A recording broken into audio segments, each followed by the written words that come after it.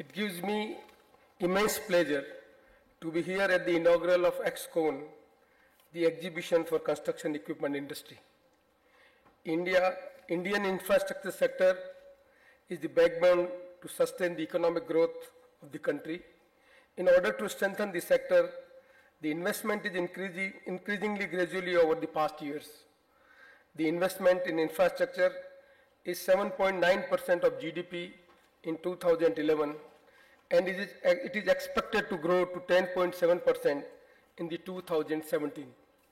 India has attained the second rank globally among developing countries in attracting private investment for infrastructure projects. Road sector has been a major destination for this investment. The approach document to the 12th five-year plan has set a target of 9% growth per annum for the five-year period 2012-13 to 2016-17. One of the most important preconditions to achieve this growth is doubling the investment in infrastructure during the next 5 years. From a rough figure of $500 billion in the 11th five-year plan, our aim is to raise the level of investment in the infrastructure to about $1 trillion.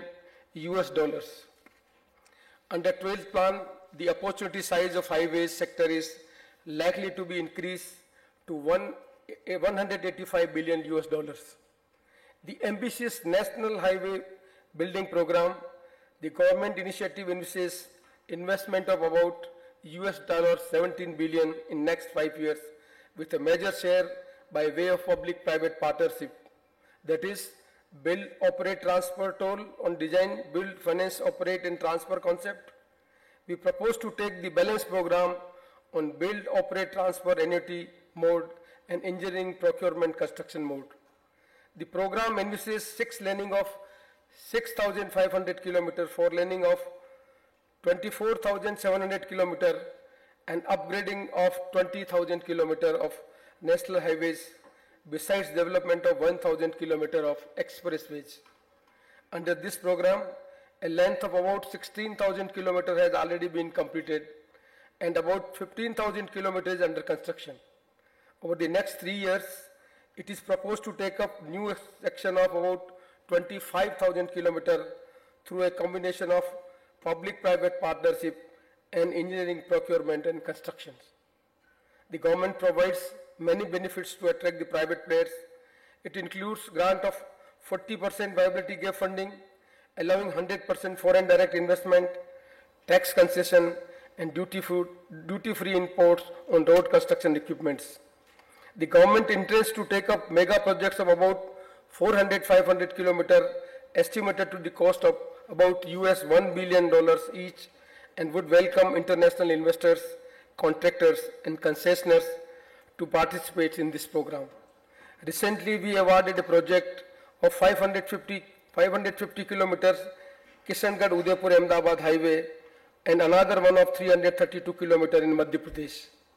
India has evolved a very open and transparent bidding procedure. We have formulated standard documents like request of qualification, request of proposal, and model concession agreement, which clearly covers the obligation and responsibility of the concessionaires and the government. We have also put in place a well-defined dispute resolution mechanism in the highway sector. Extending is being mandatory from e-tendering is being mandatory from 1st January 2012.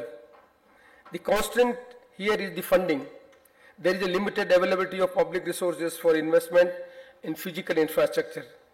It is necessary to explore new avenues of financing and adopt innovative approaches for financing our infrastructure needs. For financing of PPP projects, the government has relied on levy of user fee and mobilization of funds by the private sector. However, there is urgent need for alternate sources of funding to bridge the financing gap in the individual projects. The viability gap funding scheme was devised to address this issue. The Ministry of Finance has already announced certain changes in the regulatory framework to facilitate setting up infrastructure debt fund.